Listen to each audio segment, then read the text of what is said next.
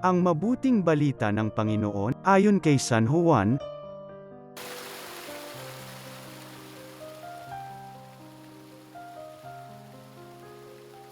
Noong panahong yun, sinabi ni Jesus sa kanyang mga alagad, "Tandaan ninyo, anumang hingin ninyo sa Ama sa aking pangalan ay ibibigay niya sa inyo.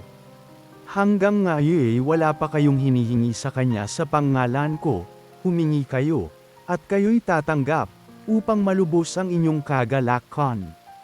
Ang mga ito'y sinabi ko sa inyo ng patalinhaga.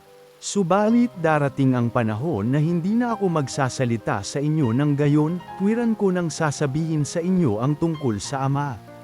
Sa araw na yaoy hihingi kayo sa Kanya sa aking pangalan, at hindi ko sinasabi sa inyo na dadalangin ako sa Ama para sa inyo, sapagkat iniibig nga kayo ng Ama.